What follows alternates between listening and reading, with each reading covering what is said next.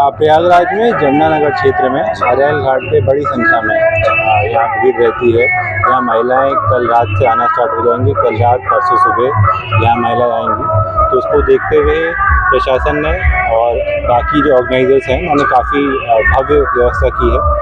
उनके लिए changing points लगाए गए हैं, लाइटनिंग की व्यवस्था की गई है, पार्किंग तैयार की गई है और साथ में पुलिस का डिप्लॉयमेंट है जो ये इंश्योर करेगा कि जो ट्रैफिक की प्रॉब्लम्स ना हो और महिलाओं के साथ किसी प्रकार की कोई भी घटना ना हो।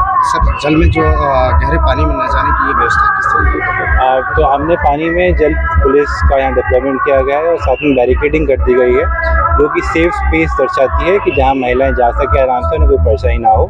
तो हमारे यहाँ गोताखोर डिप्लॉयड रहेंगे और साथ में जल पुलिस की बोटें भी डिप्लॉयड रहेंगी, जिससे किसी प्रकार की होगा। आवागमन पे यातायात पे क्या व्यवस्थाएं रहेगी जो जाम रहती है? उसके लिए पार्किंग हमने पहले से ही चिन्हित कर ली गई हैं। गाड़ियाँ पार्किंग में खड़ी होंगी और रोड पर पार्किंग में पुलिस की मोर देन सफिशिएंट ड्यूटी रहेंगी, जो इंश्योर करेगी कि जो यातायात है वो सही चलता रहे, कोई परेशानी। कि तट और घाट को और नदियों के किनारे के स्थान को स्वच्छ और सुंदर रखिएगा। जिस प्रकार आपको पूजा से पहले स्थान मिल रहा है, गंगा का तट, सरोवर का तट, वहाँ पे हम लोग बैरियर लगाते रहे, तो वहीं से हम लोग नीचे उतार देंगे, फिर उसके बाद किनारे किनारे सब फ्री है। हम लोगों ने वहाँ तक प्लान किया था कि पहले ढाल तक, पहले ढाल तक यहाँ तक, क्योंकि फिर मतलब एक बार वो ढाल तक भर जाएगा उसके बाद उसके बाद ही आए। चलिए देखते हैं, इधर नहीं आए। नमस्कार दर्शकों, पब्लिश लाइव प्रयागराज में आपका बहुत बहुत स्वागत है। बता दें कि आज हमारी मौजूदगी प्रयागराज के त्रिवेणी संगम तट पर है। आपको बताना चाहेंगे प्रयागराज के त्रिवेणी संगम तट पर डाला छठ पर्व को लेकर तैयारियां जोरों शोरों पर चल रही है। यहाँ पर जो तैयारियां हैं वो व्यापक पैमाने पर, चाहे शासन प्रशासन की ओर हो या फिर जो क्षेत्रीय जनप्रतिनिधि हैं उनके द्वारा यहाँ पर व्यापक पैमाने पर तैयारी चल रही है। माना जाता है कि डाला छठ पर्व पति की दीर्घायु के लिए यह पर्व बेहद खास होता है। हमारे साथ बात करने के लिए अरवल बिहार के जिला अध्यक्ष, आइए हम इनसे जानने का प्रयास करते हैं आखिर इस पर्व को लेकर किस तरह की तैयारियां चल रही हैं और इस पर्व का महत्व क्या है। डाला छठ पर्व को लेकर लगातार जैसे आप अरवल बिहार, ये हमारे आस्था का पर्व है और हम लोग बिहार से हैं, अरवल जिला से हैं और मैं सभी जिलावासियों के तरफ से, मैं पूरे प्रदेशवासियों को बधाई संदेश देना चाहता हूँ कि इस पर्व नहीं है, महापर्व है, पर्वों का पर्व महापर्व है छठ पूजा।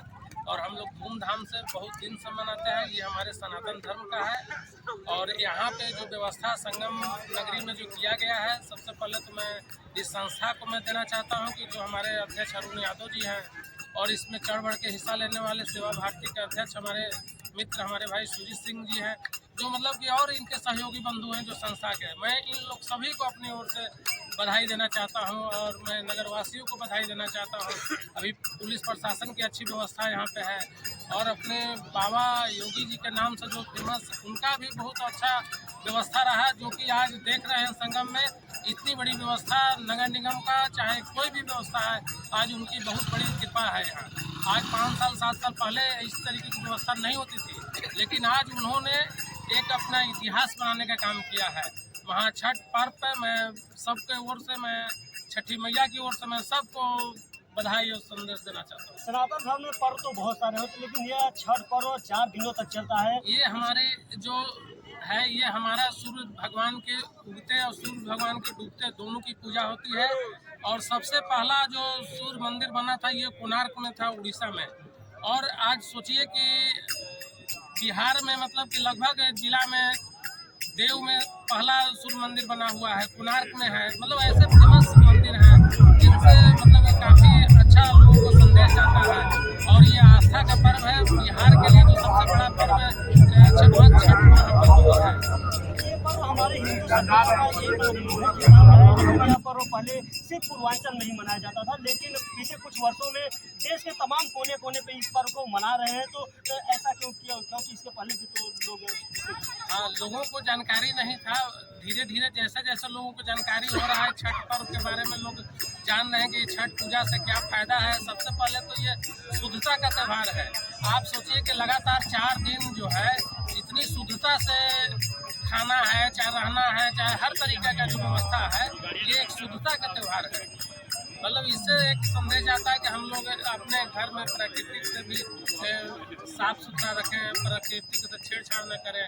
हम लोग डायरेक्ट आस्था जो है भगवान सूर्य को देखते हैं, उनका हम लोग प्रणाम करते हैं, उन्हीं का सब आशीर्वाद है। तो घर की महिलाएं होती हैं वह सूर्यास्त के समय अर्घ देती है, उसके बाद उनके सूर्य को भी अर्घ देते हैं, उसके साथ उसका भागीदार पति भी उनके साथ में अर्घ देते हैं। ऐसा वो सबके लिए है, कोई भी मतलब कि पति हो, पत्नी हो, चाहे बेटा हो, कोई भी मतलब कि इसमें सब लोग सहयोग करते हैं। ये हमारी आस्था है। महाकाल भी तो वही से भैया उतारी यही है कि हम लोग जो त्यौहार मनाते हैं इससे एक आपसी भाईचारा का संदेश भी जाता है और सभी लोग हम लोग का एक काफ़ी अच्छा संदेश जाता है। इसी बहाने जैसे आज संगम में देखिए पूरा साफ सफाई की जो व्यवस्था किया गया है, लाइट की व्यवस्था, साउंड की व्यवस्था किया है, मतलब कि सब लोग का सहयोग होता है, इससे एक हमारी संस्कृति झलकती है। तो दोस्तों अभी आपने सुना कि किस तरह से ये अरवल बिहार जिले से आए हैं संगम की रेती पर डाला छठ पर्व को लेकर। आपको बताना चाहेंगे कि यह पहले पर्व सिर्फ पूर्वांचल में ही प्रचलित था। धीरे धीरे बीते कुछ वर्षों से यह देश के तमाम कोने कोने में जो व्रती महिलाएं हैं वो अपने पुत्र और पति के दीर्घायु के लिए लगातार उपासना करती हैं। माना जाता है कि इस तरह की उपासना करने से पुत्र और पति की आयु बढ़ती है। खालसा वाहिगुरु जी की फतेह। मैं सभी छठ पुजारियों को जो छठ माता की पूजा करते हैं, गंगा के तट पे, नदियों पे, सरोवरों में किनारे पूजा करते हैं, मैं उनको सबको दंडवत प्रणाम करते हुए उनके चरणों में एक प्रार्थना करता हूँ कि तट और घाट को और नदियों के किनारे के स्थान को स्वच्छ और सुंदर रखिएगा।